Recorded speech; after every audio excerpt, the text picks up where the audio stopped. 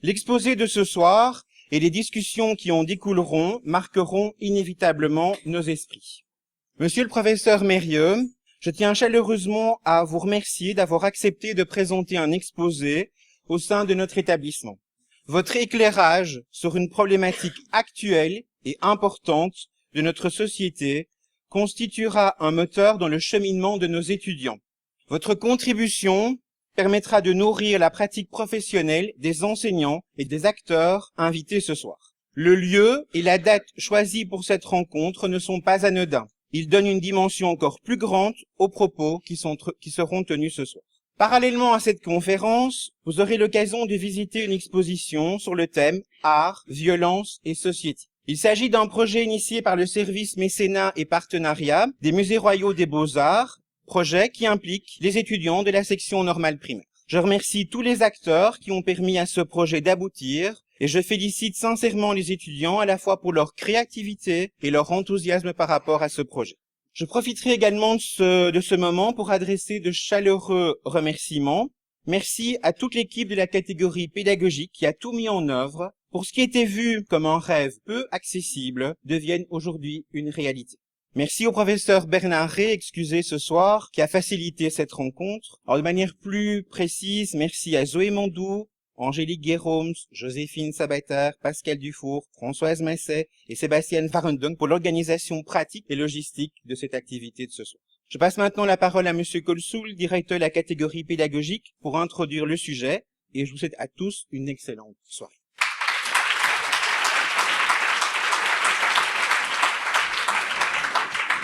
Bonsoir à tous en vos noms et qualités. Je voudrais d'abord remercier Monsieur Mérieux de sa présence ce soir parmi nous, qui est un véritable privilège. Et aussi, je voudrais remercier au passage Philippe Bougardi pour son intention dans ce projet. Voilà.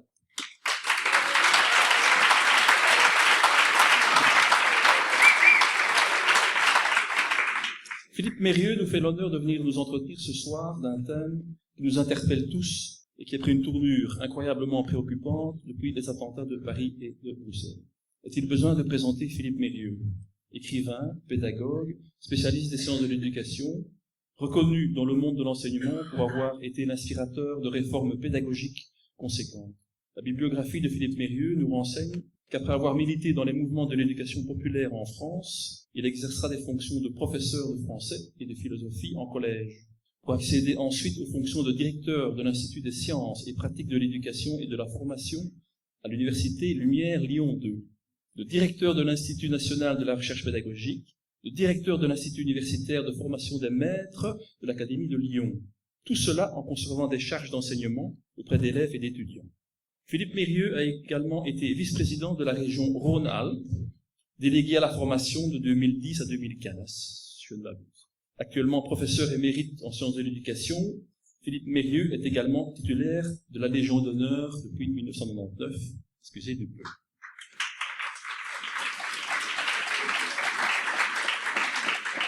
Ses premiers travaux scientifiques ont d'emblée intéressé le monde de l'enseignement, interpellé par les concepts de l'éducation nouvelle, mais aussi tracassé par l'opérationnalisation des pédagogies prônées dans ces nouvelles visions de la formation.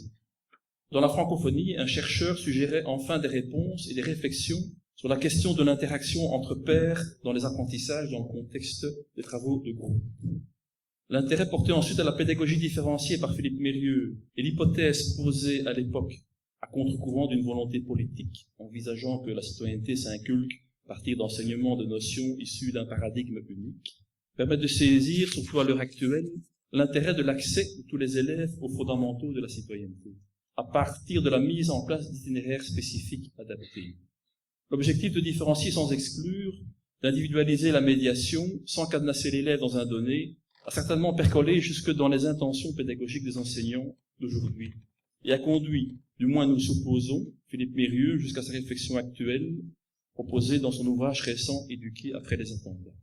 Nous proposons dès lors à notre tour cette hypothèse sur le développement actuel de la réflexion de Philippe Mérieux à propos de l'éducation à la démocratie et au vivre ensemble, et son origine dans une genèse que l'on pourrait appréhender dans les réflexions de l'auteur qui ont touché il y a quelques années à la difficulté de l'articulation et de l'organisation du travail en groupe, et finalement par là à l'éducation à la responsabilité.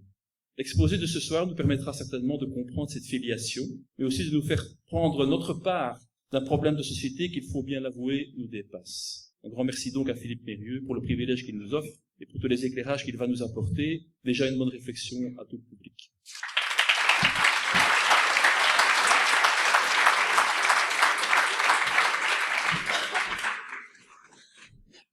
Bonsoir à toutes et à tous, mesdames et messieurs, chers collègues, chers amis et étudiants. Merci infiniment de m'avoir invité. J'en suis très touché et très flatté. Merci de ce qui vient d'être dit sur moi et dont, évidemment, je ne suis pas digne. J'aurais beaucoup aimé ce soir, comme cela a été dit, partager cette tribune avec mon collègue Bernard Ray, que j'ai bien connu, avec qui j'ai eu l'honneur de travailler, dont j'ai beaucoup appris aussi sur les questions pédagogiques, parce que sa réflexion philosophique est particulièrement féconde. Il a eu un petit accident hier soir et il ne peut pas être avec nous cet après-midi. Je le regrette bien et je pense que vous aurez l'occasion peut-être de l'entendre sur ce sujet ou sur d'autres bientôt. Alors, je voudrais faire d'abord une petite introduction à caractère purement méthodologique. J'ai vu qu'il y avait dans la salle à la fois des étudiantes, des étudiants, des collègues, des formateurs, des chercheurs, des universitaires, mais j'ai pris le parti de m'adresser de manière privilégiée aux étudiantes et aux étudiants, puisque nous sommes dans une haute école pédagogique. Je prie donc les collègues de m'excuser, parce que beaucoup de choses que je vais dire vont leur apparaître sans doute des banalités ou des redites, mais il m'a semblé important de privilégier le public d'étudiantes et d'étudiants dans mon propos. Voilà. Alors, la thématique m'a été proposée, le titre m'a même été suggéré. Il était un peu plus dur que celui qui est projeté là, puisque le titre qui m'était suggéré à l'origine était « Éduquer dans un monde radicalisé », que peut la pédagogie. J'ai suggéré de dire d'écrire et de dire menacé par la radicalisation. Je pense en effet que notre monde n'est pas totalement radicalisé, même s'il y a des formes de radicalisation diverses qui montent et qui sont, comme cela a été dit, particulièrement préoccupants. Alors j'ai eu l'occasion, évidemment, depuis les attentats de Paris, les attentats de janvier 2015, de novembre 2015, depuis les attentats de Bruxelles, de réfléchir avec les collègues sur la manière dont l'éducation pouvait prendre sa part dans le travail autour de cette radicalisation. Prendre sa part ne veut pas dire tout faire. Je pense qu'il n'est pas possible que l'école, à elle seule, règle tous les problèmes de la société, mais je pense que la pédagogie peut y contribuer dès lors qu'on regarde en face un certain nombre de questions et qu'on se demande quel pouvoir réel on a et à quelles conditions on peut l'exercer. Alors j'ai choisi de vous présenter un ensemble de remarques structurées en 7 thèmes principaux que je développerai rapidement pour certains et plus longuement pour d'autres. J'ai choisi également de vous présenter un certain nombre d'exemples parce que je pense que sur ces questions, les discours généraux, qui sont toujours d'ailleurs des discours généreux, sont utiles, importants, mais qu'il faut se représenter la manière de pouvoir passer à l'acte. Je voudrais vous rappeler et rappeler aux étudiants qui sont ici qu'ils se sont engagés dans un métier qui n'est pas un métier facile. Vous vous souvenez sans doute avoir rencontré cette formule de Sigmund Freud disant qu'il y avait 3 métiers impossibles dans le monde qui étaient la politique, la psychanalyse et l'éducation. Alors qu'est-ce que ces 3 métiers ont en commun et qui les rend difficiles? Impossible, disait Freud. Eh bien, c'est qu'il s'agit de métiers qui ne peuvent pas réussir sans la collaboration de ceux à qui ils s'adressent. C'est en ce sens, disait Freud, qu'ils sont impossibles. Ils sont impossibles parce que on ne fabrique pas l'autre. De même que le politique ne peut pas imposer à un peuple durablement des intentions, des réformes contre son gré, de même que le psychanalyste ne peut pas soigner quelqu'un qui serait rétif à la cure elle-même et qui ne voudrait pas s'y engager, de même, l'éducateur ne peut éduquer quiconque de l'extérieur et d'une manière autoritaire sans la participation qu'il doit susciter, bien sûr, mais qui n'est jamais acquise et définitivement stabilisée de celui à qui il s'adresse. Oui, vous vous êtes engagé dans un métier qui est un métier difficile. Qui est un métier difficile parce qu'éduquer est une entreprise toujours complexe qui consiste simultanément à transmettre et à émanciper. Et transmettre et émanciper sont deux activités qui ne sont pas facilement compatibles ou a priori compatibles. Alors, disons quelques phrases pour illustrer chacun de ces deux mots. Transmettre. La société humaine a besoin de transmission. Il n'est pas d'exemple d'un être humain qui soit devenu adulte sans la transmission de savoir, de savoir-faire, de langage, mais aussi de comportement de la part de ceux qui étaient déjà adultes. Nous avons, nous autres adultes, un devoir d'antériorité. Nous sommes, comme le disait Hannah Arendt, des obligés du monde. Obligés de ce monde qui a sédimenté tant de choses avant nous et que nous devons présenter à ceux qui viennent au monde pour qu'ils le découvrent, ce monde-là. C'est d'autant plus nécessaire que l'enfant, contrairement à l'animal, au petit animal, vient au monde extrêmement démuni. C'est ce qu'on appelle la néothénie en biologie. L'enfant est un prématuré. L'enfant humain est un prématuré.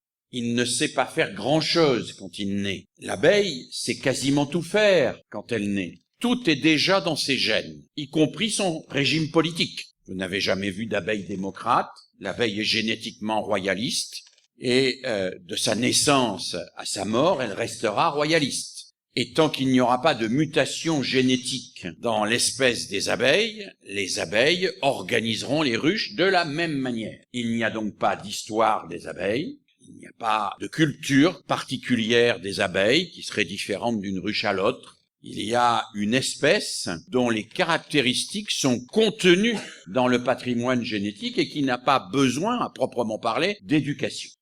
Le petit homme, lui, vient au monde inachevé, plein de potentialités, mais des potentialités qui n'ont pas encore été stabilisées. Il n'est ni démocrate, ni royaliste. Il n'a pas de religion a priori, il ne sait parler aucune langue, alors que le corbeau parle. Dès qu'il naît, il parle une langue, qui n'est pas la même ici aux États-Unis, on le sait, puisque sur les aéroports, on diffuse en permanence des cris d'alerte de corbeaux pour les éloigner, qu'ils ne viennent pas entraver le décollage des avions, et on a découvert que ce n'étaient pas les mêmes cris d'alerte qui étaient utilisés en Amérique et en Europe. Donc le corbeau a un langage, mais c'est un langage qu'il possède déjà quand il arrive au monde. C'est un langage qui fonctionne sur le mode du réflexe. Le petit homme n'a pas de langage a priori et il va tout apprendre, il doit tout apprendre. C'est précisément parce que le petit homme est inachevé et qu'il doit tout apprendre que les adultes que nous sommes avons un devoir de transmission. Transmission de ce qui va permettre, et ce n'est pas une des moindres contradictions, à cette personne qui arrive au monde à la fois de s'intégrer dans ce monde et de renouveler le monde, de le prolonger, ce monde, et si possible d'en faire un monde meilleur que celui dans lequel nous vivons. Transmettre, c'est donner. Transmettre, c'est permettre à l'autre de s'approprier ce qui va lui permettre de grandir. Mais transmettre n'est pas une fin en soi.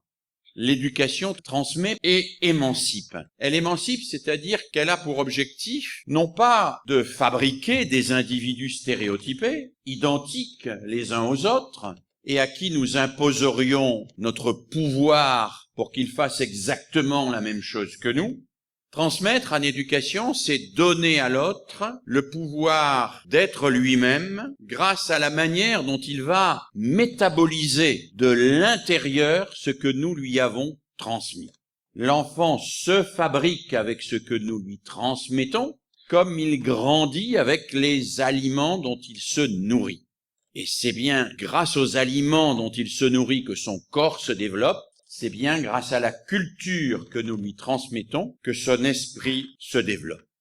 Alors ça a toujours été compliqué d'éduquer parce que transmettre et émanciper ne vont pas forcément ensemble spontanément.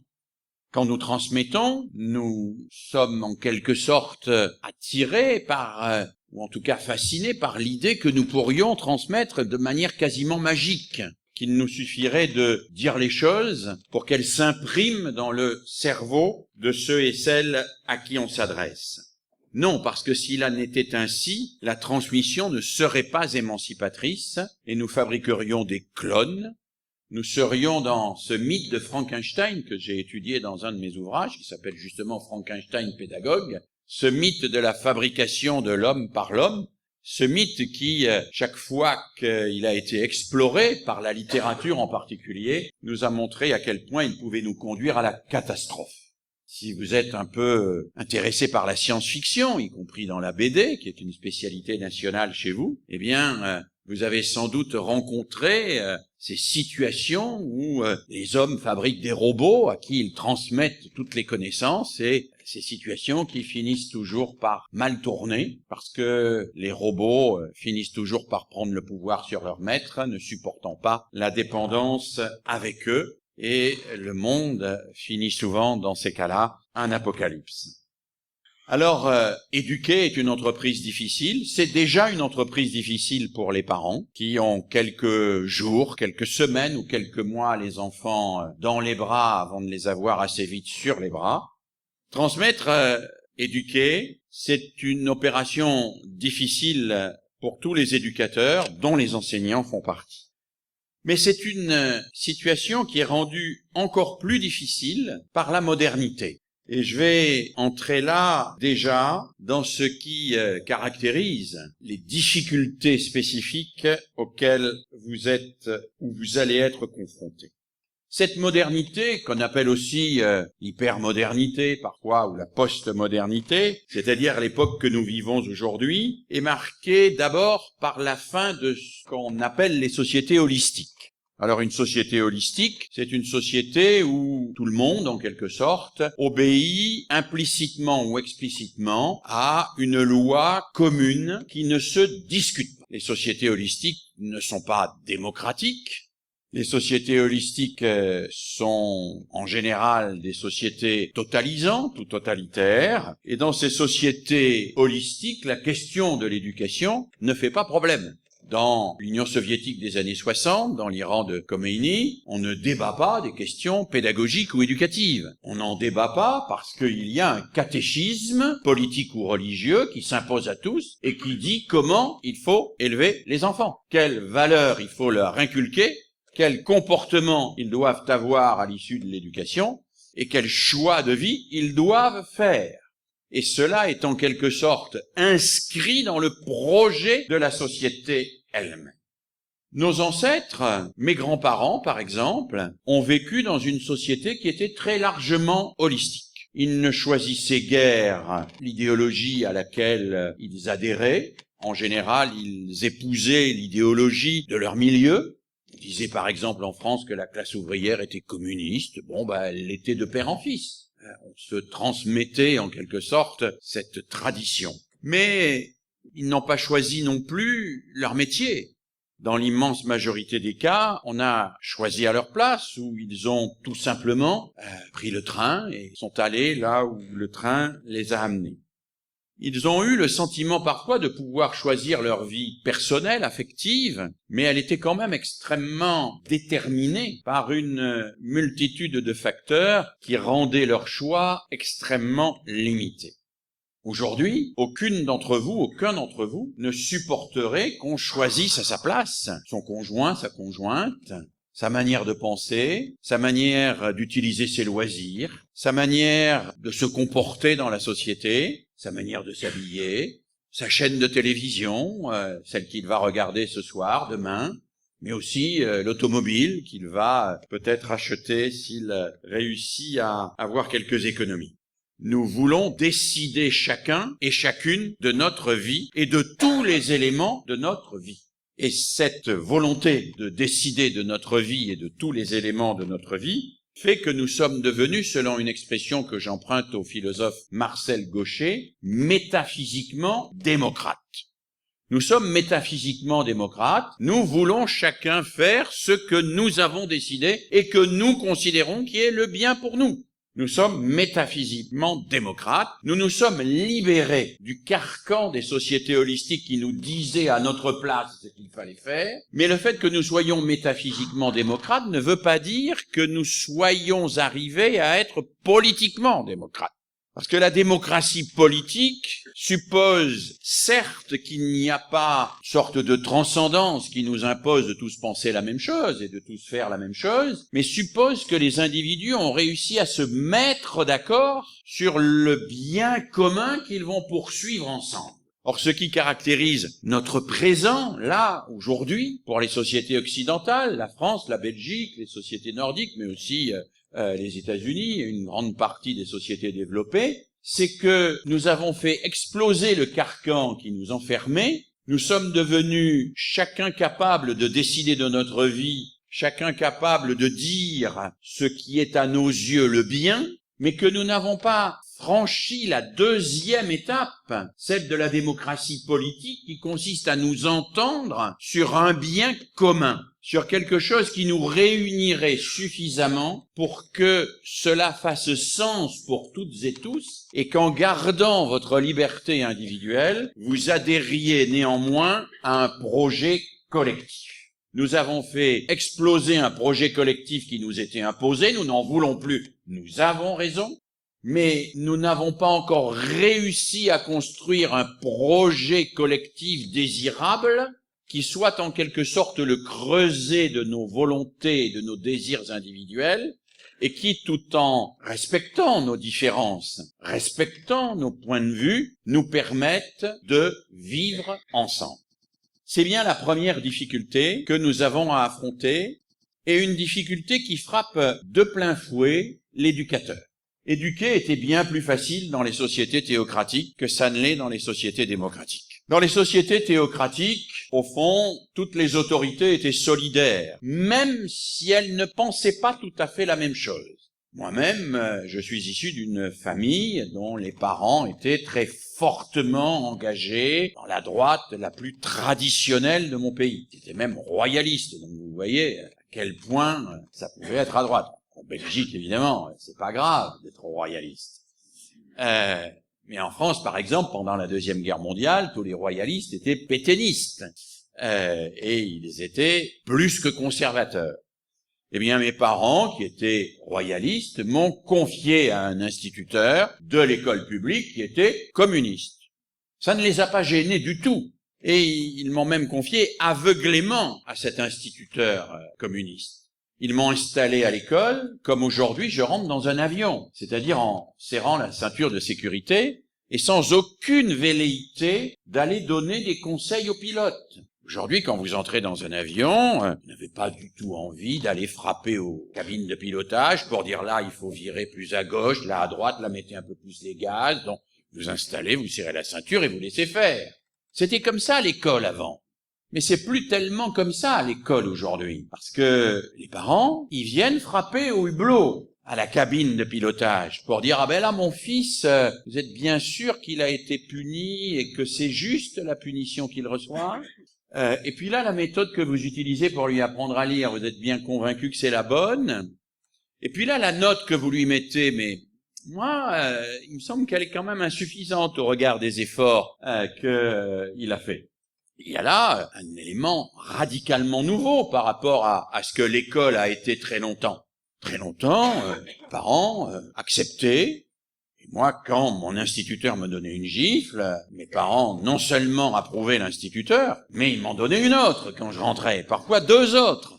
Donc il y avait une espèce de solidarité des autorités qui faisait que, au fond, l'enseignant n'avait pas tellement à se justifier, il n'avait pas tellement à s'expliquer. Les autorités étaient solidaires entre elles et elles fonctionnaient d'une manière qui permettait à l'enfant d'avoir des repères relativement stables. Aujourd'hui, l'enfant reçoit des messages qui sont parfois contradictoires. Les parents lui disent quelque chose, l'enseignant ou les enseignants lui disent autre chose, les médias disent autre chose, il trouvera autre chose sur Internet, il ira dans un groupe de copains qui va lui donner un autre message, et sur des choses élémentaires, qui concerne sa vie sociale, qui concerne sa sexualité, qui concerne sa manière de gérer ses relations avec ses copains, il va recevoir des messages contradictoires entre lesquels il va avoir du mal à trancher et qui vont rendre ces décisions de plus en plus difficiles à comprendre pour nous, de plus en plus aléatoires. C'est le premier élément qui rend notre métier plus difficile aujourd'hui qu'il n'était hier. Un deuxième élément, c'est celui de la modification assez radicale du statut de l'enfant. Alors, je vais dire des choses qui risquent de vous choquer, donc je préviens à l'avance. Un démographe, historien, sociologue français qui s'appelle Paul Lyonnais, qui a écrit un livre que je crois très important, qui s'appelle « Le recul de la mort », s'interroge dans ce livre sur le phénomène sociologique qui a le plus changé le contexte éducatif dans les sociétés occidentales. C'est-à-dire qui a modifié le plus radicalement le fait que la position de l'enfant, le statut de l'enfant et les relations de l'enfant avec les adultes. Alors quel est ce phénomène-là? Eh bien, c'est la contraception. N'ayez pas le sentiment que je suis contre la contraception. Je peux même vous dire que je fus un des expérimentateurs de la pilule pour hommes, ce qui m'exonère de toute suspicion dans ce domaine. J'ai considéré, et je considère toujours que la contraception est quelque chose de profondément émancipateur pour l'homme et pour la femme. C'est dommage qu'elle porte sur la femme essentiellement, mais on n'a pas trouvé encore les moyens. La pilule pour homme, ça marche pas. Enfin, je peux vous en témoigner. Donc, on n'a pas dit dans la présentation que j'avais 4 enfants, mais enfin bon. Alors, qu'est-ce que ça change, la contraception? Ça donne de la liberté, une liberté fantastique aux adultes. Mais ça renverse d'une manière assez radicale le rapport de l'enfant à l'adulte. Parce que tout enfant aujourd'hui, ou la plupart des enfants, l'immense majorité des enfants qui viennent au monde, sont des enfants désirés. C'est fantastique d'être désiré. Mais c'est des enfants qui sont investis d'une mission terrible, c'est de faire le bonheur de leurs parents. La société traditionnelle voulait que ce soit les parents qui fassent le bonheur des enfants. Aujourd'hui, la société veut que les enfants fassent le bonheur des parents. Et pour qu'ils fassent le bonheur des parents, il faut qu'ils soient jolis, gentils, et puis il faut qu'ils soient contents, et surtout, pour faire le bonheur des parents, il faut qu'ils aiment les parents. Alors, ne croyez pas du tout que l'amour entre les parents et les enfants est quelque chose qui a toujours existé, qui a toujours été considéré comme allant de soi. Pendant des millénaires, on n'était pas obligé d'aimer ses parents, et les parents n'étaient pas obligés d'aimer leurs enfants. Et d'ailleurs, c'était plutôt simple, puisqu'on ne s'est pas choisi. Donc, pas obligé d'aimer quelqu'un qu'on n'a pas choisi. Moi, il m'arrive de dire à des ados qui me disent « j'ose pas vous dire que je déteste mes parents », je dis « mais si, tu as le droit, tu n'as pas choisi tes parents, tu n'es pas obligé de les aimer ». Mais en revanche, les parents, eux, ils veulent quelque chose, et ils y tiennent beaucoup, ils veulent que les enfants les aiment. Et comme les enfants sont très intuitifs, qui perçoivent très vite ce qui se passe, ils savent que, puisque les parents veulent leur amour, ça leur donne à eux, enfants, un pouvoir considérable. Il y a quelques jours, j'étais dans un compartiment de chemin de fer, où une petite fille tentait de convaincre ses parents de lui acheter des baskets qui s'allument. Vous savez, des baskets avec des petites lampes tout autour. Les parents résistaient, ils résistaient même assez fortement. Et la petite fille a parfaitement compris. Elle a insisté 10 minutes, un quart d'heure peut-être, puis au bout d'un quart d'heure, elle a dit « c'est pas grave, parce que samedi, je vais chez mamie ». Autrement dit, on verra bien qui c'est qui m'aime le plus. Parce que la petite fille, elle a parfaitement compris qu'on pouvait vendre son amour au plus offrant. Et en particulier à celui qui était capable de satisfaire tous vos caprices. Et qu'il suffisait de mettre ces caprices aux enchères entre les adultes qui vous entouraient. Et que ça, c'était un pouvoir fabuleux que l'enfant avait acquis.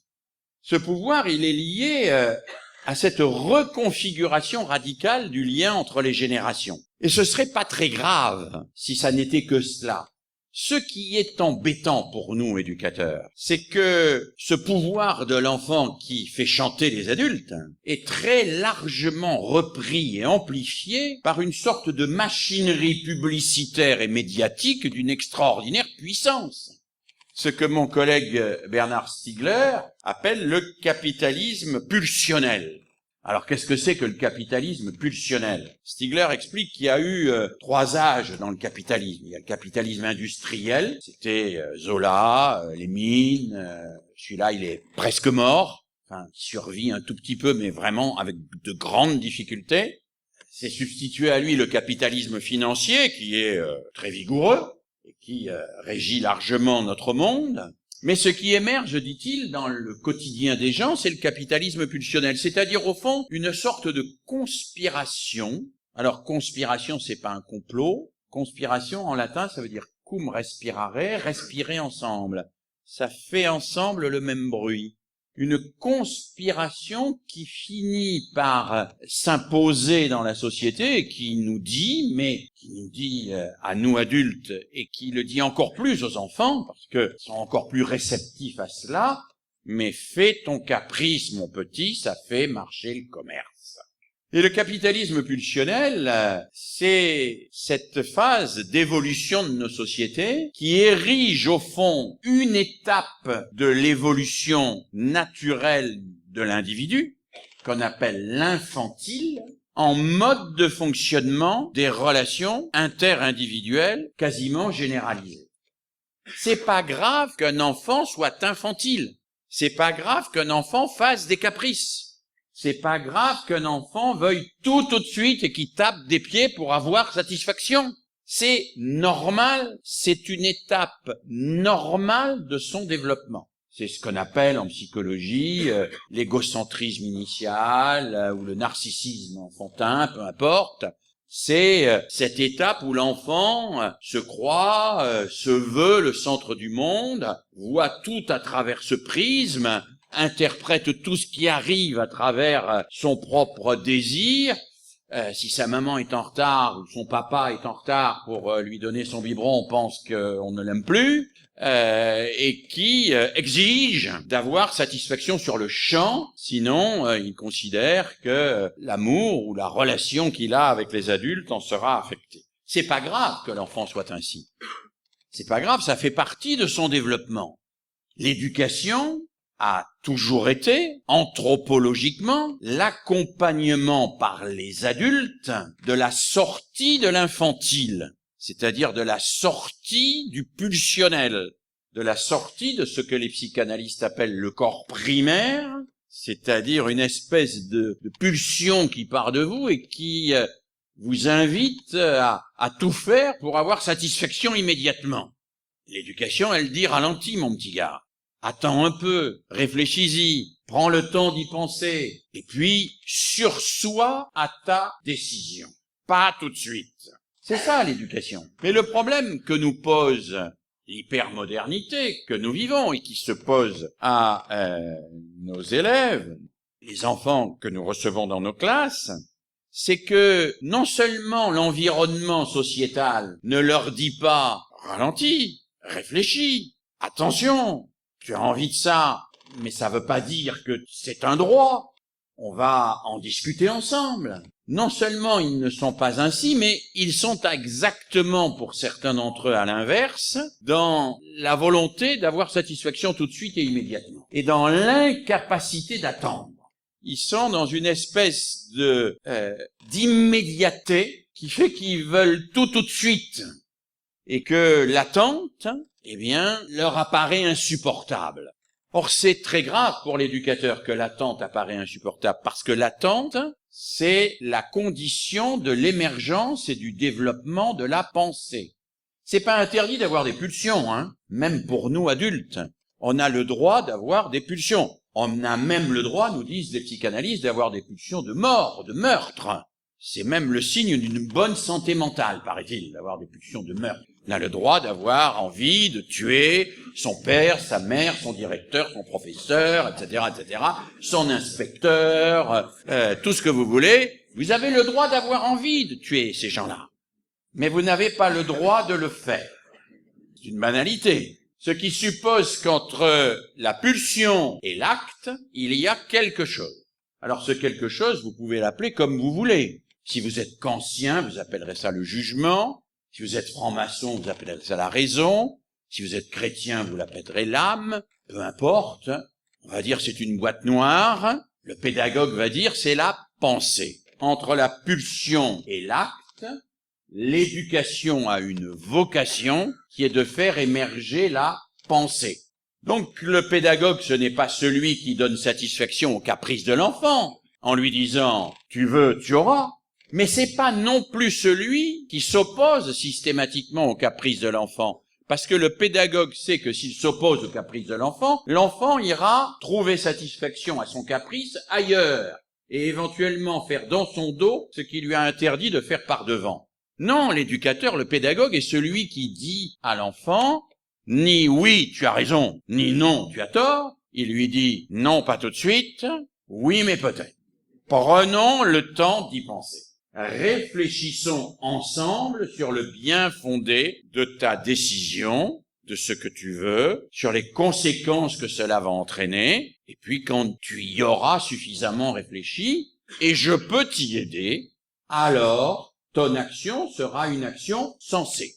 Tu seras passé du caprice, de l'infantile, à l'action sensée à laquelle tu dois accéder en tant qu'adulte.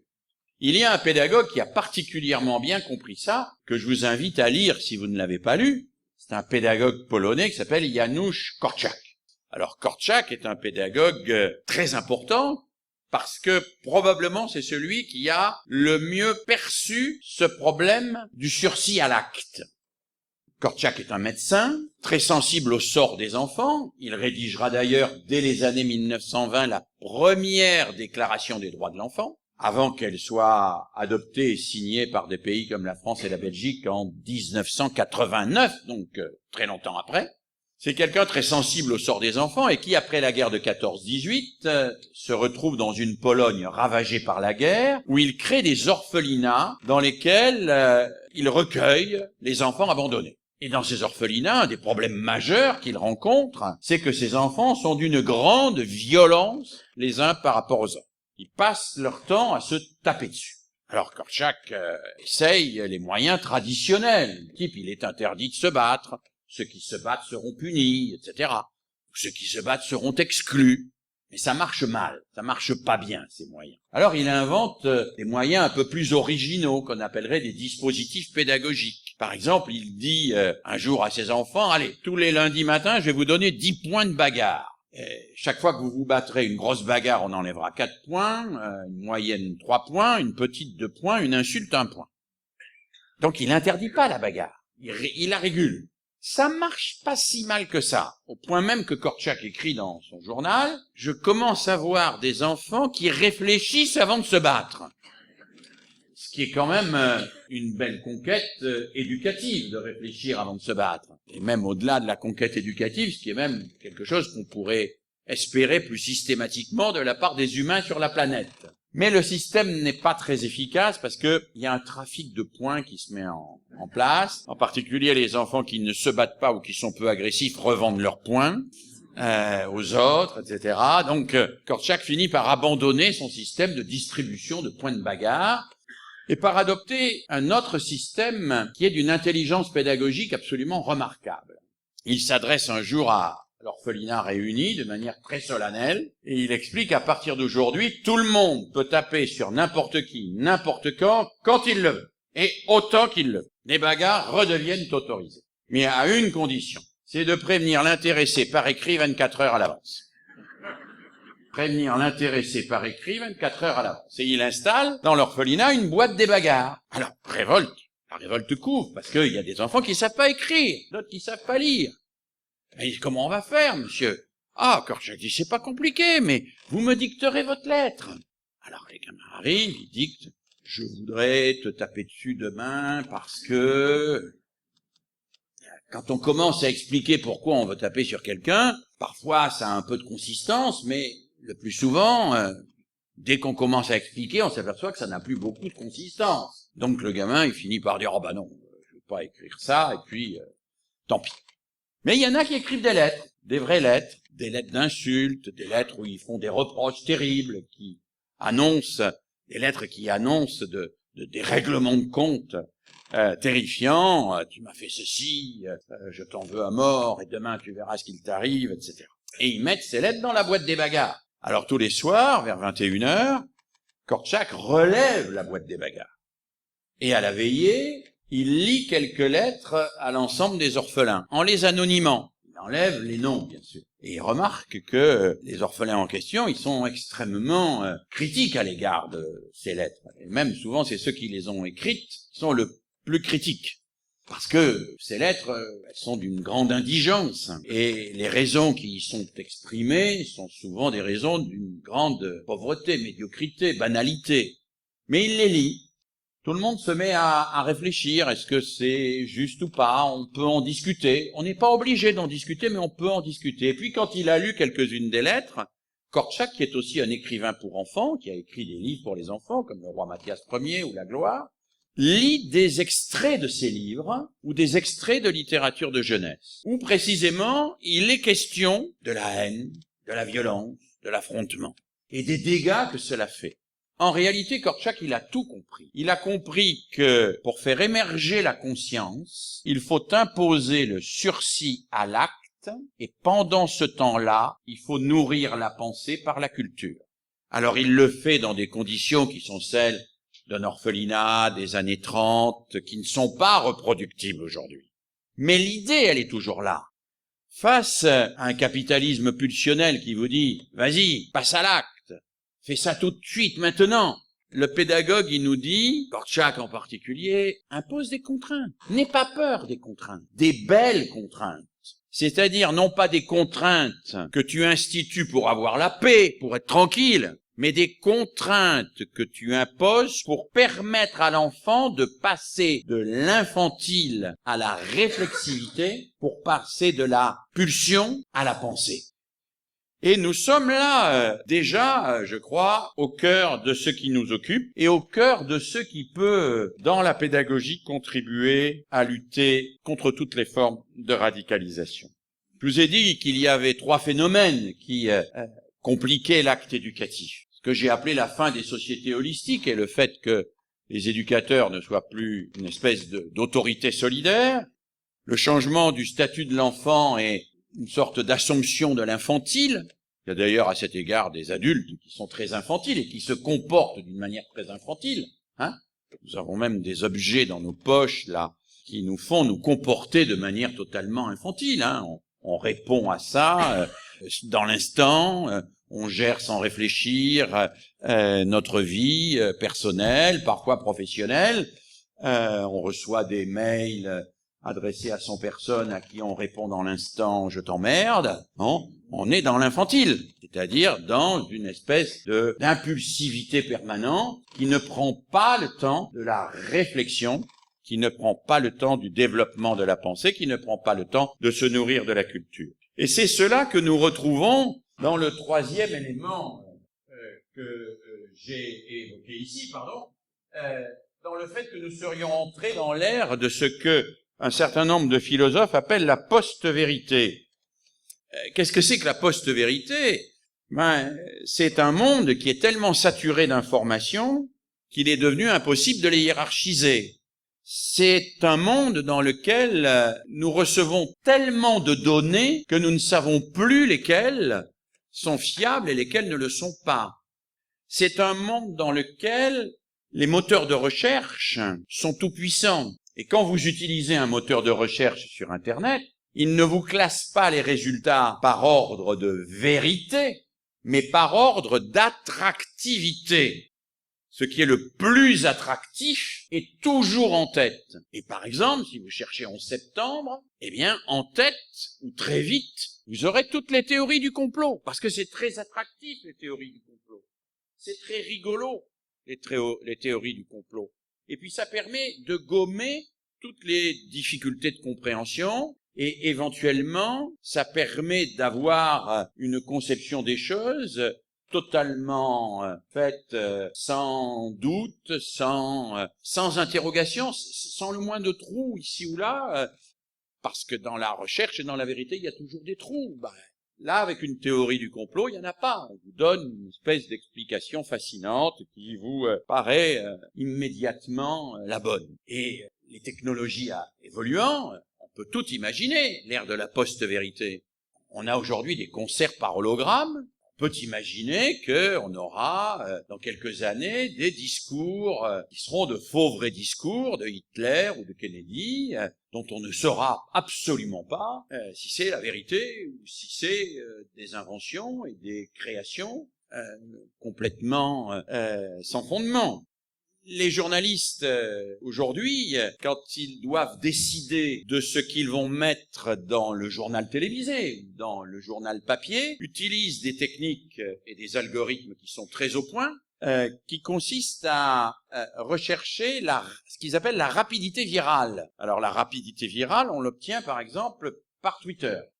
On envoie un tweet et on voit à quelle vitesse il est répercuté et par combien de gens. Et c'est en fonction de la vitesse de répercussion et du nombre de répercussions que l'on classe et hiérarchise les informations et qu'on vous les présente dans un certain nombre de journaux ou dans un certain nombre de médias.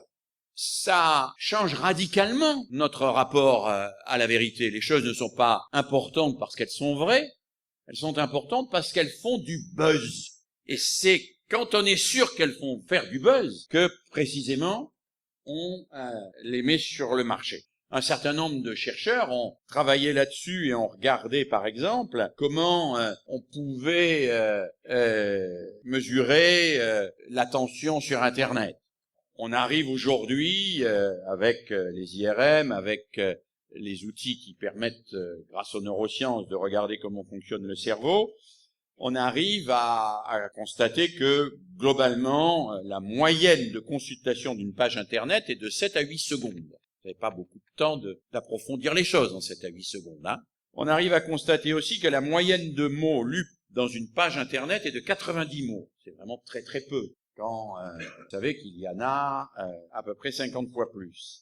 On mesure aussi la façon dont les gens sont en permanence en situation de multitâche. C'est-à-dire qu'ils écoutent des cours et qu'en même temps ils font des textos ou d'autres choses. Et dans les situations de multitâche, évidemment, on le voit dans l'imagerie cérébrale. Bien, ce qu'on appelle le cortex frontal, c'est-à-dire là où se développent les zones de l'argumentation et de la démonstration, dans les situations de multitâche, le cortex frontal est inhibé.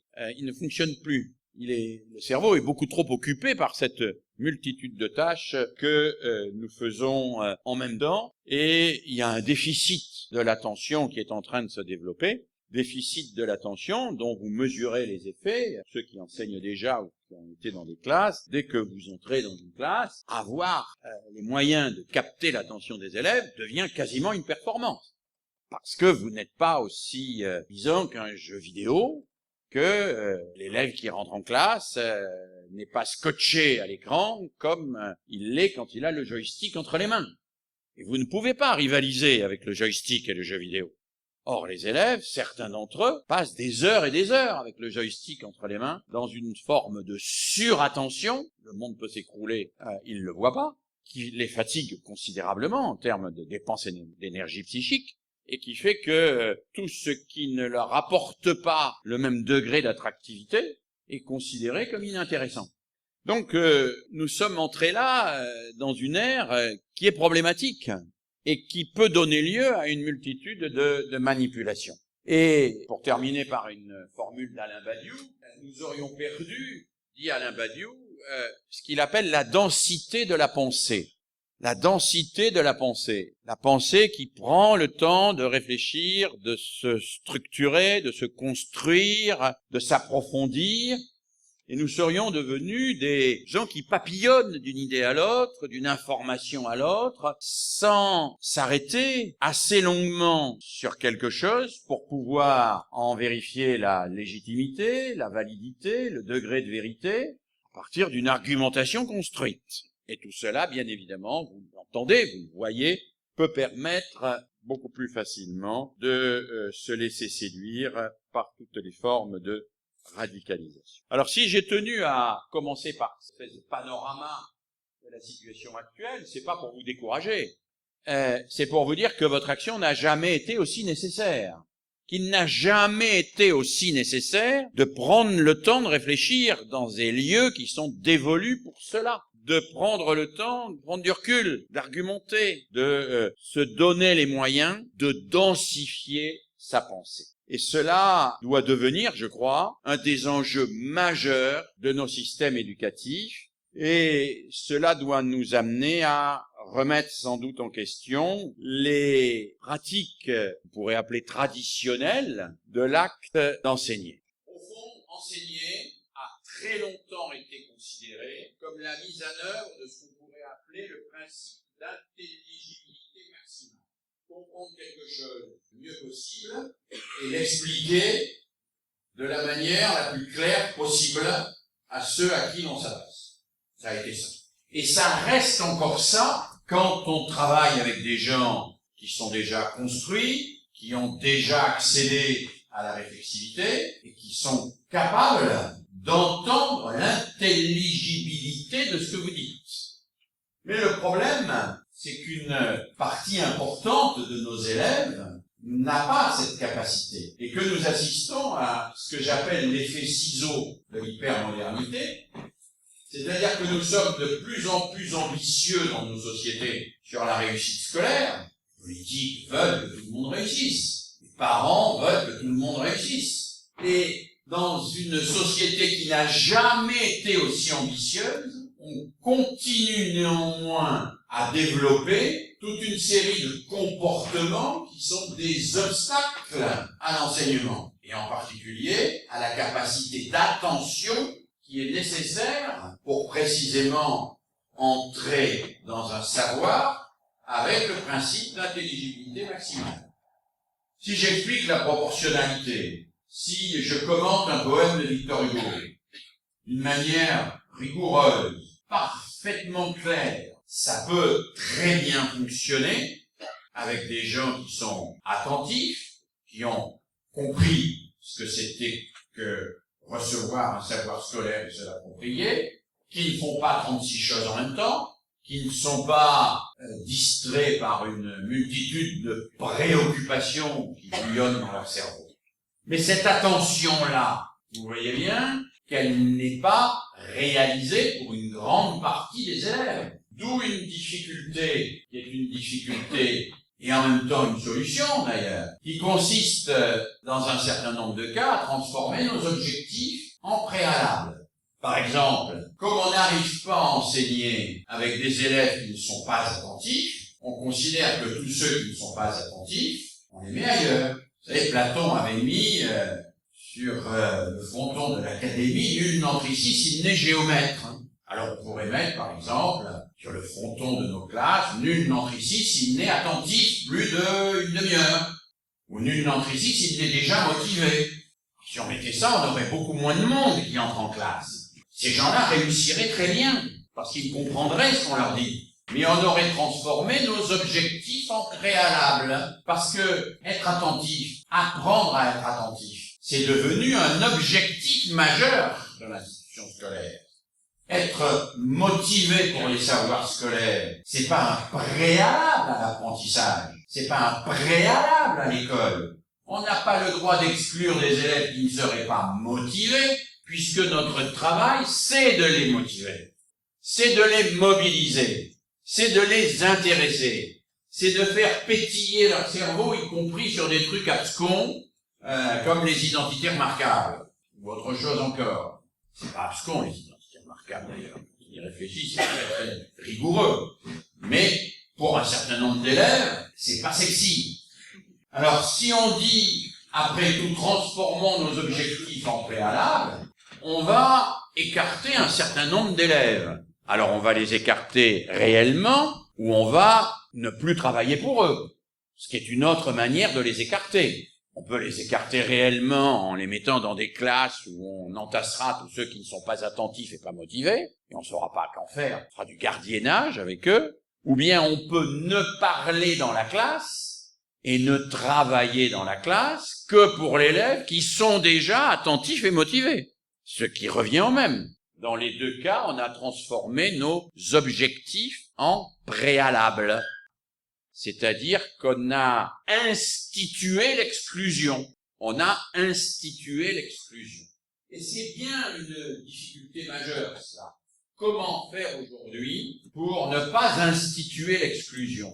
Eh bien, il faut prendre au sérieux un certain nombre d'objectifs qui ne sont pas simplement des objectifs scolaires, disciplinaires, traditionnels. Être attentif, être mobilisé sur les savoirs, savoir s'organiser, savoir apprendre une leçon, savoir mémoriser, savoir trier les informations, savoir hiérarchiser, tout cela, ça n'est pas la propriété d'une discipline, des mathématiques, du français, de la biologie, de la physique, ou que sais-je encore. Ce sont des capacités transversales. Alors, si mon collègue Bernard Ray avait été là, nous aurions pu engager un débat, puisque Bernard récuse l'idée des capacités transversales, au sens où je viens de vous le dire, et il a, je crois, un peu raison, parce que il montre bien qu'elles sont difficiles à repérer, ces capacités transversales, et qu'elles ne s'expriment pas de la même manière dans toutes les disciplines, et avec tous les supports. Par exemple, on ne mémorise pas un poème de la même manière qu'on mémorise une carte de géographie. Et pourtant, il faut apprendre à mémoriser. Donc, elles sont nécessaires, ces capacités transversales, comme objectifs, mais elles sont problématiques dans leur existence. C'est la raison pour laquelle, et là, j'aurais complètement été dans le même sens que Bernard Ray, ce qui doit aujourd'hui être au cœur de l'école et travailler la totalité de ce que l'on fait au quotidien avec les plus petits des enfants, comme avec les étudiants des niveaux les plus élevés, c'est une intention scolaire. Cette intention, c'est de faire de l'école un lieu où ça n'est pas la force, où ça n'est pas la violence, où ça n'est pas l'intimidation, où ça n'est pas l'emprise qui fait la loi. C'est de faire de l'école un lieu où règne le primat de l'exigence de précision, de justesse et de vérité. Et au fond, c'est peut-être cela qu'il nous faut trouver aujourd'hui, face à des enfants qui sont un peu déboussolés en raison de tous les phénomènes que je viens d'évoquer. Face à ces enfants qui sont déboussolés, essayez d'instituer, et prenez le mot instituer au sens propre, c'est faire tenir debout. Instituer l'exigence de précision, de justesse et de vérité. Alors on me dirait, oui, mais ça c'est pas bien pour les gens qui font des études de philosophie à l'université. Non, non, non. Quand on fait un coloriage à 3 ans, on peut être précis ou faire n'importe quoi. L'exigence de précision, de justesse ou de vérité, elle s'expérimente très tôt. Elle s'expérimente avec des manipulations élémentaires. Et elle s'expérimente dans le rapport au travail que l'on crée avec l'élève. Si je demande à un élève de m'écrire 2 ou 3 phrases en français, et que je lui mette une note, je ne sais pas sur combien vous notez, en France c'est sur 10 à l'école primaire en général, allez, on va lui mettre 3 sur 10 ou 4 sur 10 parce que c'est plein de fautes d'orthographe, que c'est mal écrit.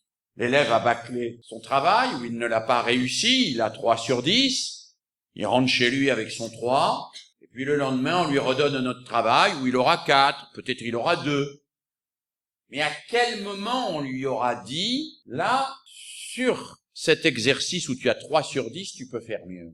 Tu peux faire mieux parce que tu n'as pas été assez exigeant avec toi-même.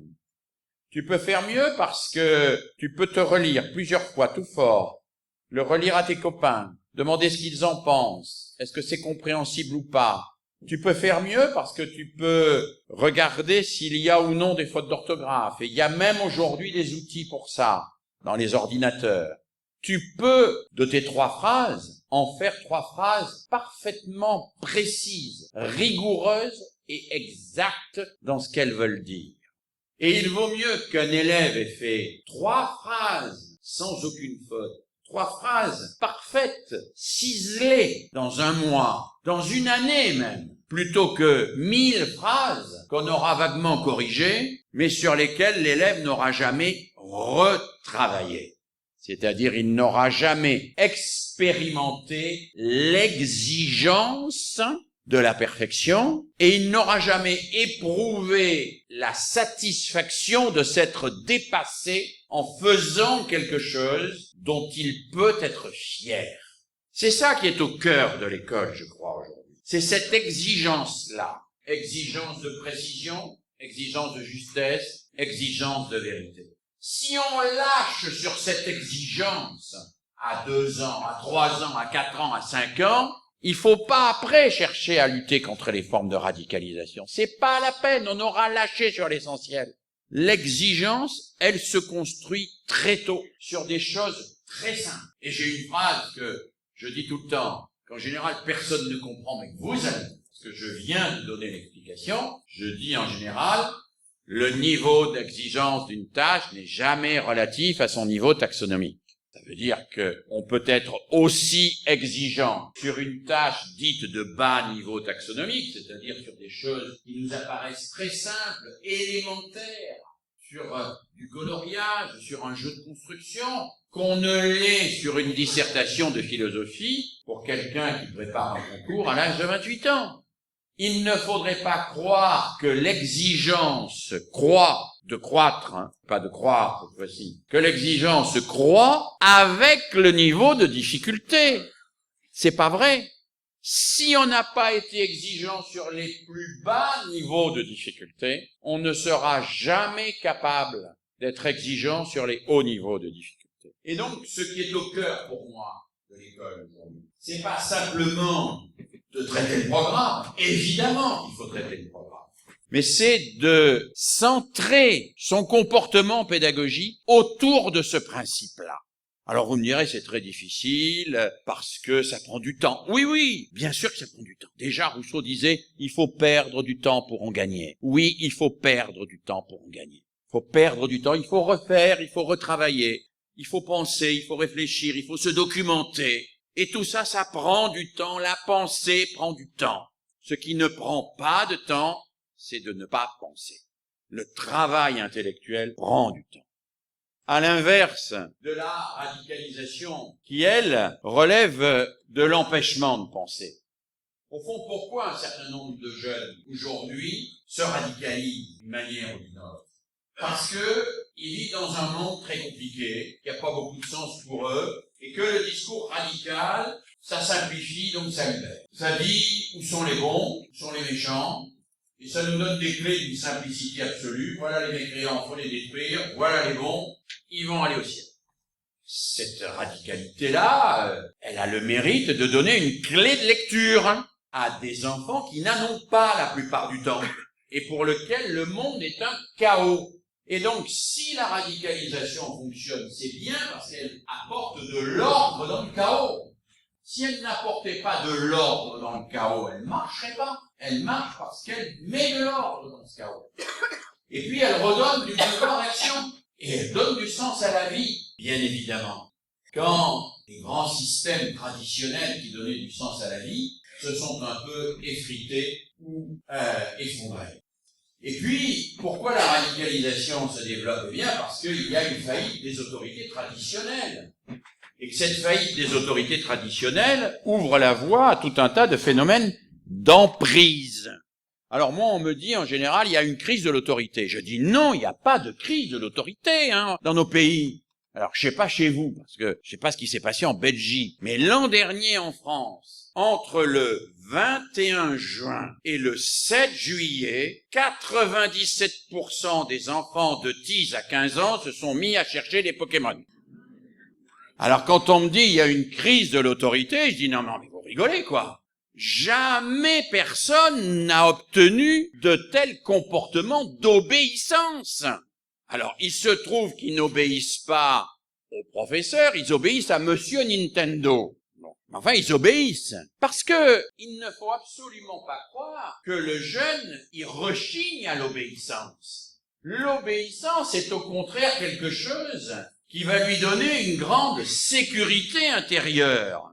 J'ai étudié, il y a quelques années, la manière dont se constituent les groupes, les bandes, les gangs, les tribus, tout ce que vous voulez, de jeunes dans les cités qui se mettent à faire les 400 coups. Et qu'est-ce que j'ai observé? J'ai observé que dans ces groupes, l'autorité était d'une puissance extraordinaire, que le chef avait un pouvoir bien supérieur au pouvoir des parents, au pouvoir des professeurs, au pouvoir des policiers, et qu'on ne pouvait en aucun cas dire que ces jeunes refusaient l'autorité. ces jeunes allaient se mettre pieds, poings liés aux pieds de petits caïds qui exerçaient une emprise terrible sur eux. Alors pourquoi ils font ça? Eh bien parce que dans ces groupes-là, qu'est-ce qu'on leur offre? On leur offre deux choses fabuleuses dont ils ont besoin. On leur offre l'identité, ils sont enfin quelqu'un, ils appartiennent au groupe, et on leur offre la sécurité.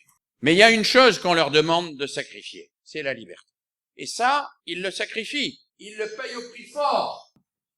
Il faut pas croire que tout adolescent est un anarchiste révolté. Il est apparemment un anarchiste révolté, mais il est en réalité quelqu'un qui a d'abord besoin d'une identité et d'une sécurité. Et si on lui donne quelque part l'identité et la sécurité, il y va. Même si on lui dit, t'auras plus de liberté, mon petit gars. Bien sûr, il aura plus de liberté. Il pourra pas aller prendre sa copine en dehors du groupe. Il pourra pas aimer une musique qui n'est pas labellisée dans le groupe. Il ne pourra pas s'habiller différemment que selon les critères du groupe. Il ne pourra pas. Il y a des tas de choses qu'il pourra plus faire. Il sera pieds et poings liés au leader du groupe. Et si, par malheur pour lui, il s'éloigne un peu, il en prendra plein la gueule quand il revient. Et on le lui fera payer de s'être éloigné du groupe. Mais il y sera allé et il y retournera. Il y retournera tant que nous ne serons pas capables de lui proposer des groupes où il a l'identité, la sécurité, sans sacrifier sa liberté. Parce que quand vous avez des groupes qui vous donnent l'identité et la sécurité, mais qu'il n'y a à côté aucun autre type de groupe susceptible de vous attirer, qui vous donne l'identité, la sécurité, mais qui ne vous impose pas de sacrifier votre liberté, ben vous allez là où vous avez l'identité et la sécurité. Parce que l'adolescent, ce dont il a besoin, c'est de se construire au plan identitaire, et non pas de se révolter contre l'autorité. Ça, c'est une image fausse de l'adolescence, l'image de la révolte. L'adolescent, il est prêt à obéir à n'importe quoi si on lui donne la sécurité, si on lui donne l'identité, si on lui donne le sentiment d'exister.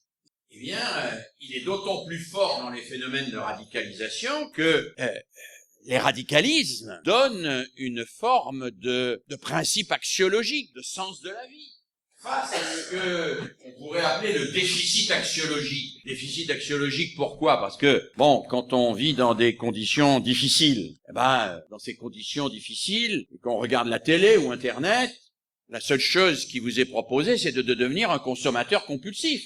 C'est là le bonheur. D'acheter, d'avoir ce dont vous avez envie. Qu'est-ce qu'on vous propose d'autre que ça, comme idéal de vie? Autrement dit, qu'est-ce qu'on a en magasin, nous autres, sociétés occidentales, à proposer à la place du radicalisme djihadiste ou autre? Pas grand-chose. Qu'est-ce qu'on a en magasin pour ces jeunes, comme idéal à leur donner? Or, comme le dit Régis Debray, ce qui est problématique avec le radicalisme, c'est que dans l'humain, on ne détruit que ce que l'on remplace. C'est-à-dire, si vous voulez détruire le radicalisme djihadiste, il faut le remplacer par autre chose. Les jeunes qui trouvent du sens, qui trouvent quelque chose à faire, une sorte de cohérence à travers ça, vous pouvez pas simplement arracher ça. On ne déradicalise pas, au sens d'enlever. On propose autre chose qui va venir se substituer à ce que le jeune a choisi par manque, par déficit de principe axiologique. Quand vous n'avez à choisir qu'entre la consommation compulsive à laquelle vous n'avez pas accès et certaines formes de radicalisme, vous allez vers le radicalisme. Si vous n'avez pas d'autres propositions sur le marché, le radicalisme marche bien. D'autant plus qu'il est finalement assez compatible, y compris avec certaines formes de délinquance et de drogue, et que on a là quelque chose qui peut parfaitement séduire. Qu'est-ce qu'on a en magasin pour remplacer ça, nous? Qu'est-ce qu'on a? C'est difficile, hein?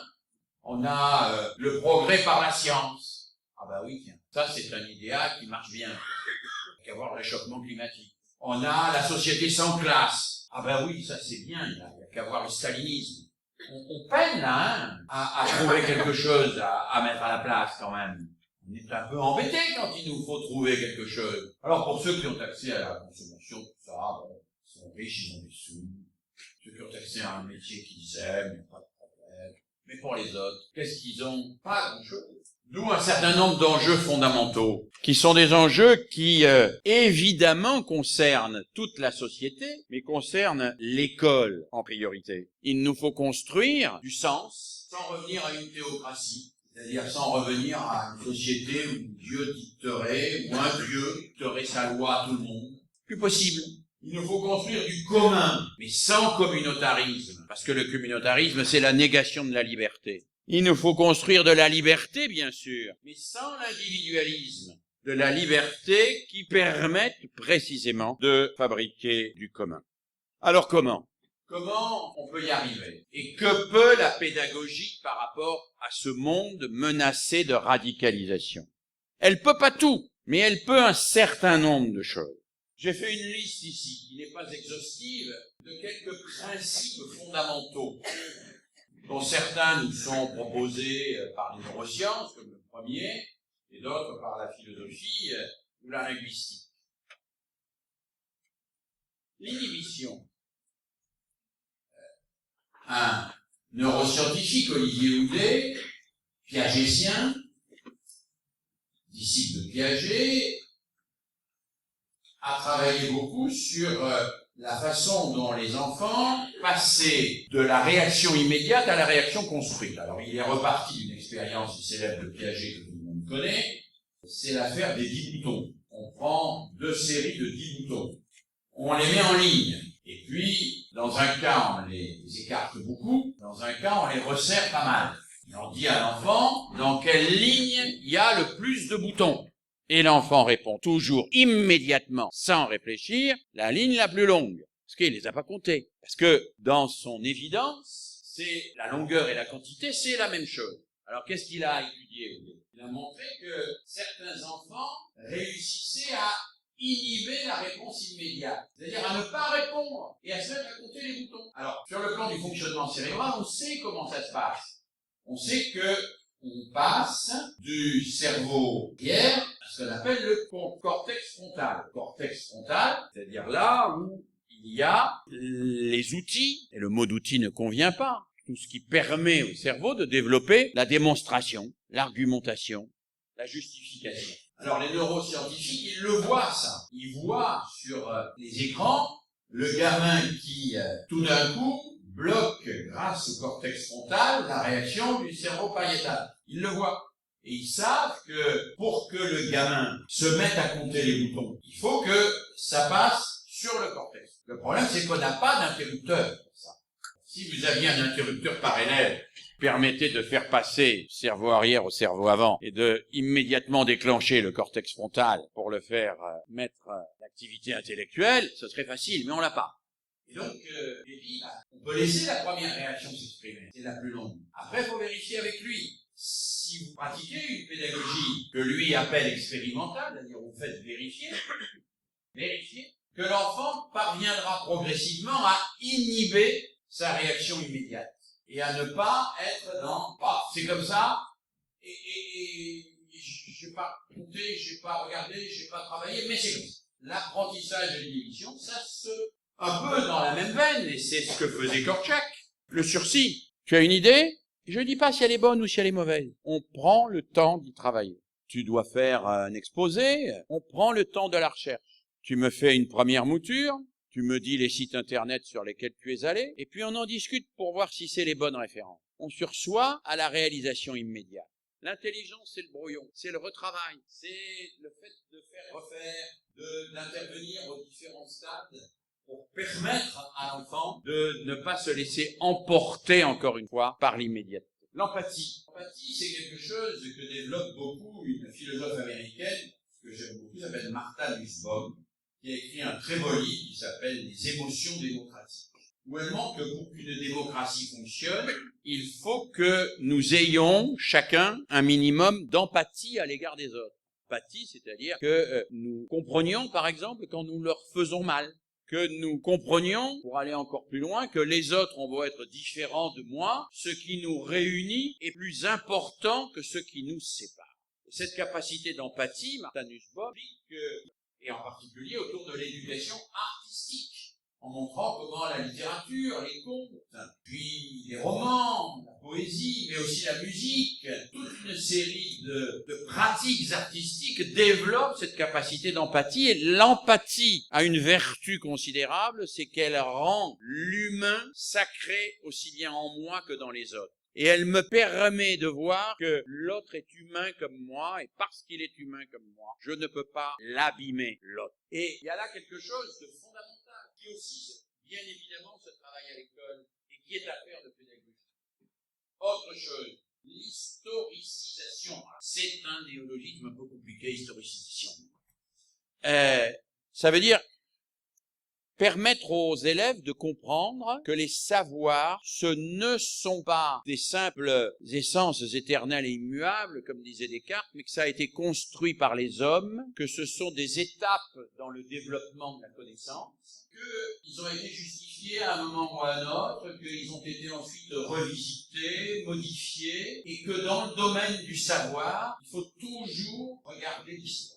Dans mon dernier livre, Éduquer contre les attentats, je raconte comment je travaille avec une équipe qui est chargée de la déradicalisation des adolescents en prison. Et on a fait le choix, ils ont fait le choix, ces collègues, instituteurs et universitaires, de travailler une semaine complète sur Galilée. Alors pourquoi Galilée? Galilée parce que Galilée, c'est probablement le premier exemple délibéré de la laïcisation de la science. Avant lui, il y avait eu Copernic. Copernic, il avait dit, tout se passe comme si la Terre tournait autour du Soleil. Mais comme dans la Bible, il y a marqué que Josué a arrêté le Soleil en levant la main, les mathématiques ont beau dire que tout se passe comme si, c'est la Bible qui a raison.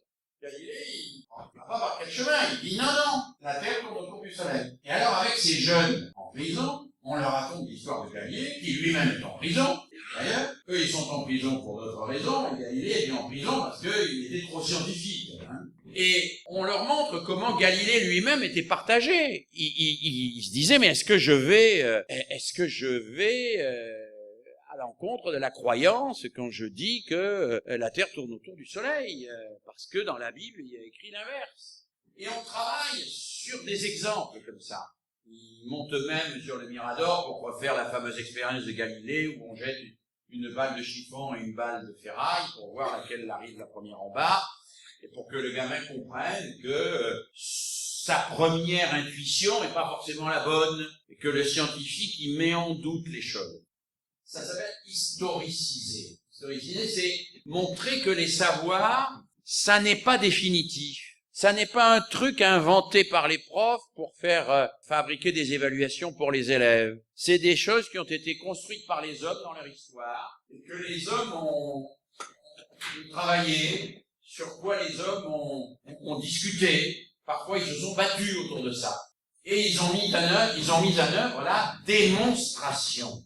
Démontrer, c'est ne pas se satisfaire de l'affirmation, ne pas dire les choses sont comme ça. Elles sont comme ça parce que à l'école, on justifie. On justifie. Il n'y a aucune affirmation qui ne doit être justifiée. On justifie. Et cette justification va s'exprimer dans le débat. Alors un débat, attention, un débat, c'est pas une espèce de discussion à bâton rompu autour d'un café ou d'un verre de bière ou d'un soda. Non, un débat, ça se structure, ça se prépare. Le sujet, on le donne 3 jours avant. Chacun y réfléchit. Les gens cherchent des documents.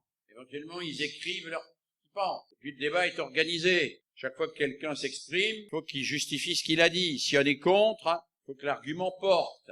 Et il y a quelqu'un qui donne la parole, et ainsi de suite. Un débat, c'est un débat. C'est-à-dire que ça n'est pas une petite réunion d'amis qui discutent un peu de n'importe quoi, n'importe quand, n'importe comment. Ça se structure, ça se construit. Et les élèves, ils ne savent pas débattre. Ils savent s'engueuler, mais ils savent pas débattre.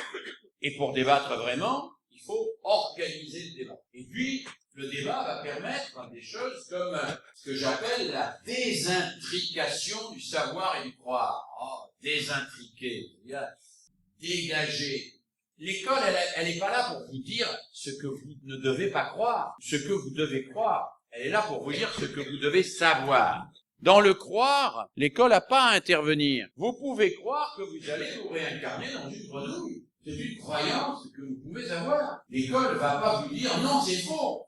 On n'a aucun moyen de dire que c'est faux. On ne peut pas démontrer que la réincarnation dans une grenouille est une erreur. On peut dire que c'est une croyance. Les croyances, chacun y a droit. Mais c'est pas des savoirs. Qu'est-ce que c'est qu'un savoir? C'est ce qui peut être démontré. Et ce qui peut être accepté par tout le monde.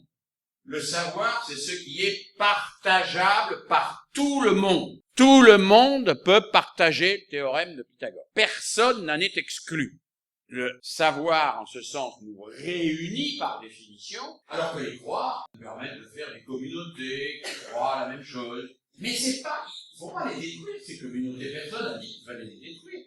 Il faut simplement séparer le savoir et le croire. Et puis, cette séparation, elle aboutit à un travail sur le statut des discours. Par exemple, je lisais récemment une enquête sur les représentations des élèves aux États-Unis. Aux États-Unis, il y a encore plus de 70% des élèves qui croient dur comme fer, que Dieu a créé le monde en 7 jours, qu'il a fait Adam et Ève en prenant une côte d'Adam pour fabriquer Ève. Alors je peux leur dire, c'est une connerie. Mais ils me répondront, mais pourquoi c'est une connerie? Ce que vous me dites, Darwin, là, l'homme descend du singe, c'est peut-être ça qui est une connerie. Après tout, c'est parole contre parole. Et moi, je peux le démontrer que l'homme descend du singe. Oui, je peux le démontrer. Les élèves de 14 ans, le darwinisme, ça se démontre, mais c'est un peu compliqué. Mais il y a une chose que je peux lui dire à l'élève, c'est que Adam et Ève et le darwinisme ne sont pas contradictoires en soi. Que Adam et Ève, c'est une fable. C'est un autre statut du discours. C'est un discours qui n'est pas le discours de la vérité scientifique. Un élève, il sait ce que c'est qu'une fable. Dans une fable, on fait parler les animaux. Allez, on va prendre la fable du loup qui parle et des moutons. Est-ce que tu crois que le loup parle vraiment et que les moutons parlent vraiment? Non. Mais pourtant, la fable, est-ce qu'elle a du sens pour toi? Oui. Donc, Adam et Ève, je dis pas c'est une fable. Je dis, c'est du registre symbolique. C'est pas du registre scientifique. Donc tu peux continuer à voir dans Adam et Ève quelque chose qui relève du symbolique, sur le couple fondateur, sur la puissance de Dieu, etc. Mais la vérité scientifique, elle n'est pas là. Mais moi, je ne vais pas combattre le symbolique. Le symbolique, c'est simplement autre chose que la vérité scientifique. Et c'est ce qui va me permettre de dire, il y a des différents statuts de discours. Et ces statuts de discours, ils sont différents aussi dans l'histoire. Il y a des discours qui, à un moment de l'histoire, pouvaient être compris d'une certaine manière, et qui aujourd'hui peuvent plus être compris de la même manière. Et tous les textes sacrés, tous les textes religieux, comportent des discours qui sont faits de stratifications différentes, complexes, dont il faut précisément identifier la signification. Si vous cherchez à détruire la foi de quelqu'un, à la détruire, et s'il vous perçoit comme cherchant à la détruire, il va chercher à détruire ce qu'il perçoit comme votre foi à vous. Et ça va être foi contre foi. Si vous dites simplement, écoute, moi, Adam et Ève, c'est une vraiment très belle histoire. Bon, c'est un peu sexiste, l'histoire de la côte d'Adam, d'accord, mais bon, c'est beau, puis l'histoire du serpent, tout ça, hein, c'est un peu comme une fable. Mais ça a sa légitimité, mais c'est pas la même que la vérité scientifique. Et ça va se discuter chacun dans son registre. Parce que la confusion d'esprit chez les jeunes radicalisés, elle vient d'où? Elle vient du fait qu'on ne discute pas chacun dans son registre. On oppose les registres entre eux. Alors que, à un argument scientifique, on oppose un argument scientifique. À un argument herméneutique, qui est de l'interprétation d'un texte, on oppose un argument herméneutique. On n'est pas dans le même registre de discours. Et vous voyez qu'il y a un gros travail à faire sur les registres de discours avec nos élèves. Alors, tout ceci, et ça n'est pas exhaustif, c'est une pédagogie qui a comme objectif de prendre soin de la pensée. Parce que l'hypothèse que je veux développer avec vous, celle qui me tient à cœur, c'est que si la pédagogie a un pouvoir contre la radicalisation, c'est en prenant soin de la pensée et d'une vraie pensée. Cela dit, ça ne résout pas tous les problèmes. Parce que on rencontre souvent une question impossible que j'ai rencontrée, moi, avec des jeunes. Vous essayez de lui démontrer quelque chose, et il vous répond tout simplement, il n'est pas dans la pensée. C'est un peu comme que quelqu'un se précipite sur vous avec un couteau pour vous égorger, que vous croyez qu'en lui expliquant avec assez de fermeté les principes des fondements de la métaphysique des mœurs de Kant, vous allez l'empêcher de passer à l'acte. Vous serez assassiné bien avant. Platon lui-même, au tout début de la République, met Socrate en échec quand quelqu'un, un de ses interlocuteurs, s'adresse à Socrate en lui disant « Et Socrate, qu'est-ce que tu fais quand les gens ils veulent pas? Quand ils veulent t'entendre et rentrer dans le débat, ça va. Mais quand ils veulent pas t'entendre, qu'est-ce que tu fais? Quand ils veulent même pas rentrer dans le débat, tu fais comment ?» Là, il y a une question qui est vraiment difficile. Et un philosophe que j'aime beaucoup, Emmanuel Lévinas, a repris et retravaillé. Il dit, il faut construire, et c'est lent, et c'est difficile, une sorte de raison d'avant la raison. C'est-à-dire, il faut accepter de prendre du temps pour que s'installe avec l'autre un registre de discours où la communication est possible. Parce que je ne peux pas convaincre par la raison de la raison s'il n'est pas dans la raison. Je ne peux pas exclure de la raison l'autre en disant « t'es pas dans la raison, donc je te mets sous électrode ». Hein, on pourrait imaginer la déradicalisation par lobotomisation. Enfin, croyez-moi, je pense qu'il y a des gens qui l'ont imaginé. Que si c'est pas le cas, ils vont l'imaginer. On peut lobotomiser, les radicaliser. Hein. Mais vous voyez bien que tout cela, ça emprunte les armes de l'adversaire. Ça emprunte la violence. Et que ça ne peut nous conduire qu'à l'échec.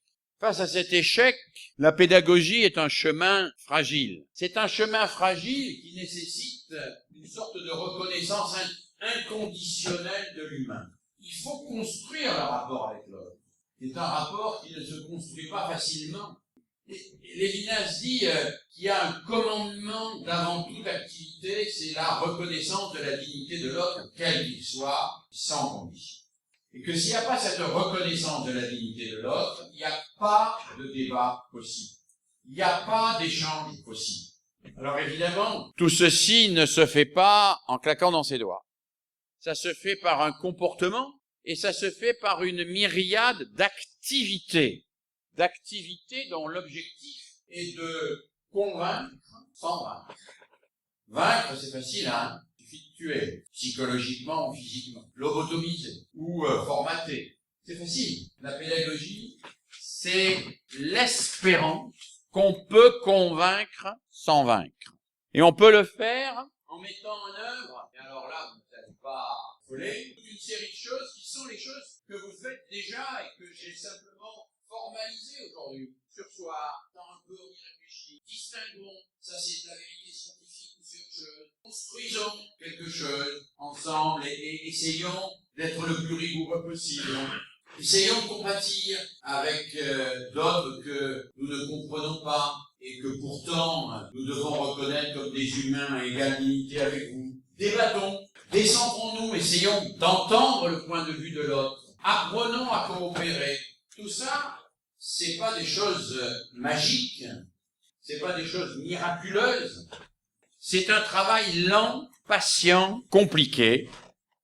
C'est le travail de l'enseignant qui, sans rien lâcher des contenus, travaille la pédagogie pour faire émerger du débat, pour faire émerger de la pensée, pour faire émerger de la réflexivité, pour faire émerger de la conscience. Et j'en viens au 7e et dernier point. Tout ceci ne serait-il pas une utopie? Si, sans doute, c'est une utopie. Mais la pire des utopies, c'est de penser qu'on peut se passer d'utopie. Alors, ça n'est pas une utopie au sens des utopies horlogères, des systèmes utopiques, vous savez, comme l'utopie de Thomas More, ou la Cité du Soleil de Campanella, ou d'autres. Non, c'est une utopie comme effort pour rendre possible le passage d'une société que nous avons identifiée comme métaphysiquement démocrate à une société qu'il nous faudra faire politiquement démocrate. C'est-à-dire capable d'associer chacune et chacun dans des collectifs à la construction du bien commun. Et ça commence en classe. Ça se fait en classe. La pédagogie coopérative, ça n'est rien d'autre que la construction du bien commun avec les élèves, la découverte de ce bien commun qu'on peut réaliser en commun et où chacun est respecté dans ce qu'il est, tout en étant dépassé par quelque chose qui englobe et qui projette tout le monde au-delà de lui-même. la construction du bien commun, appelez-la autrement, appelez-la la pédagogie de projet, si vous voulez, appelez-la autrement. C'est faire collectif, sans abolir les individus, leurs croyances, leurs choix, leurs objectifs personnels, faire du commun, intégrer dans le commun. On a cru longtemps que le commun, c'était la religion. Ça ne l'est plus dans nos sociétés, puisque nous avons des croyances différentes. Après, on a cru que le commun, c'était l'économique. C'est-à-dire que c'est par l'emploi qu'on intégrait. On s'aperçoit que c'est moins vrai que ça ne l'a été. Il y a des gens pour lesquels la perspective économique, elle n'est pas évidente. Alors on peut toujours dire travail et tu auras un boulot. On peut le dire. Il faut sans doute le dire. Parce que s'il ne travaille pas, il y a des chances qu'il n'ait pas de boulot. Mais ça suffit pas. Il faut que l'enfant éprouve qu'est-ce que c'est que faire ensemble. On a prononcé tout à l'heure, et j'ai prononcé moi-même au début de cette conférence, l'expression apprendre à vivre ensemble. Mais vivre ensemble, ça suffit. On peut vivre ensemble lobotomisé sous la coupe d'un gourou charismatique. On peut vivre ensemble chacun devant son écran, figé, isolé des autres et dans l'indifférence radicale à autrui. Non. L'école n'est pas simplement le lieu de l'apprentissage du vivre ensemble, c'est le lieu de l'apprentissage du faire. Apprendre à faire des choses ensemble. Et à les faire exister pour que chacun en soit fier. C'est pas facile. C'est pas facile. Alors je conclus car le temps est quasiment achevé. Et pour ne pas conclure trop vite, je me contenterai de vous lire cette citation d'un écrivain que j'aime beaucoup, Italo Calvino, un écrivain italien. C'est une citation qui conclut un de ses livres qui s'appelle Les villes invisibles. C'est une citation qui m'arrive de relire souvent et avec beaucoup d'émotion parce que je la ressens quasiment dans mes tripes. Quand je vis des situations difficiles, conflictuelles, et nous vivons des situations souvent difficiles et conflictuelles, quand je regarde le monde autour de moi, que je vois à quel point ce monde est abîmé, ce monde est violent. Et Italo Calvino nous dit « L'enfer des vivants n'est pas chose à venir. S'il y en a un, c'est celui qui est déjà là. L'enfer que nous habitons tous les jours, que nous formons d'être ensemble. » Mais il ajoute, Italo Calvino, il y a deux façons de ne pas en souffrir. La première, c'est d'accepter l'enfer, d'en devenir une part, au point de ne plus le voir. Et c'est au fond ce que fait le radicalisme. Il devient l'enfer. Il devient l'enfer et il accroît l'enfer autour de lui. La seconde manière de vivre l'enfer, elle est risquée, et elle demande une attention, un apprentissage continuel. Chercher et savoir reconnaître qui et quoi au milieu de l'enfer n'est pas l'enfer, et le faire durer, lui faire de la place. Faire de la place à ce qui n'est pas l'enfer. Faire de la place à la pensée, faire de la place à la coopération, faire de la place à ce qui nous réunit et non pas à ce qui nous sépare.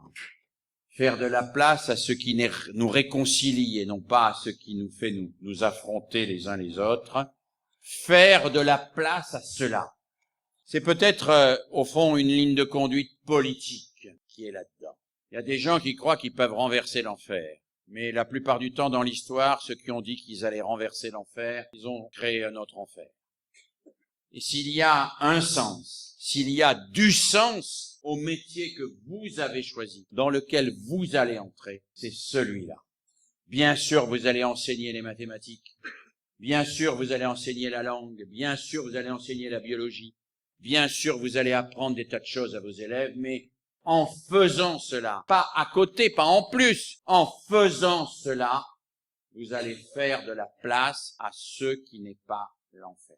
Et c'est ainsi, et seulement ainsi, qu'on peut imaginer que la pédagogie peut quelque chose contre la radicalisation. Voilà, merci de votre attention.